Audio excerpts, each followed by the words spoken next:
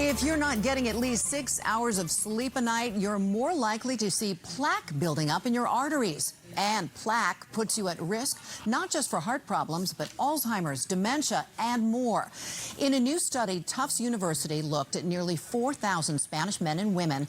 Researchers found those who slept fewer than 6 hours were 27% more likely to have that plaque buildup. It's even worse if you wake up frequently during the night.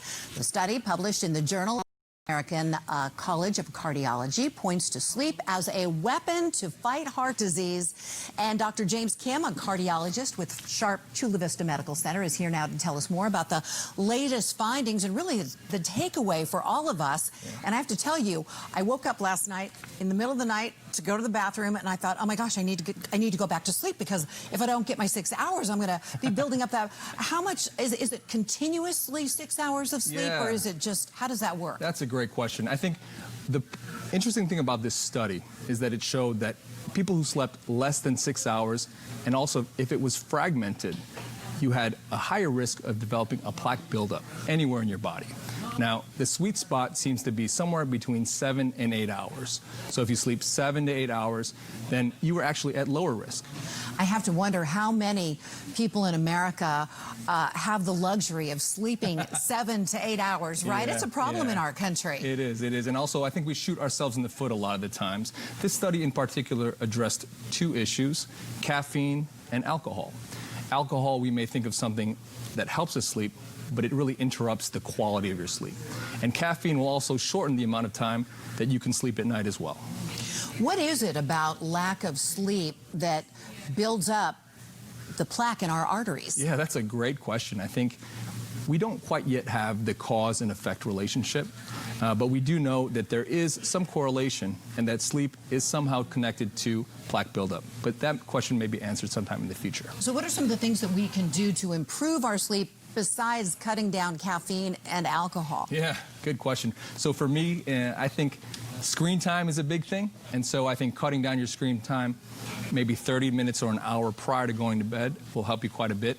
And maybe reducing the TV exposure at night as well. So you're talking about looking at your phone, looking at your iPad, or looking at old-fashioned television. Absolutely. What are researchers going to do now that we know that there is a link between plaque buildup and heart disease? More studies, I imagine, are in the future. Yeah, well, I think more and more focus is geared towards prevention. So I'm sure they're going to take a lot of this information and see how they can apply it to a greater population to help them to see if more sleep and better quality sleep will actually save lives. And the buildup of plaque in our arteries, as I mentioned, not only impacts your heart health, but it can cause dementia?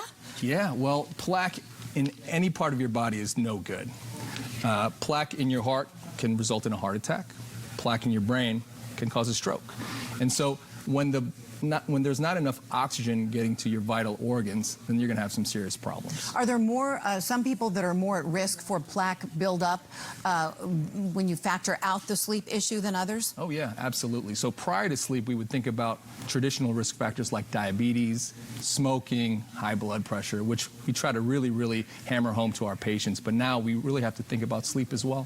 What is a Sharp Chula Vista Medical Center doing in terms of research when it comes to plaque buildup and heart health? That's a great question. Well, I'm fortunate to work with Sharp. Sharp has all the state-of-the-art equipment to really treat all the major cardiovascular conditions. And so we're really partnering up together to provide really a multi-specialty approach here. As a busy cardiologist, I have to ask you, how much sleep do you get typically in an evening? Well, starting tonight, it'll be 7 to 8 hours. Great answer. Thank you. Dr. Kim, thanks so much for joining us. I appreciate that. And Mark, I think we have our work cut out for us, because I know you, and I don't think you get that much sleep per night. I haven't had 7 hours all week.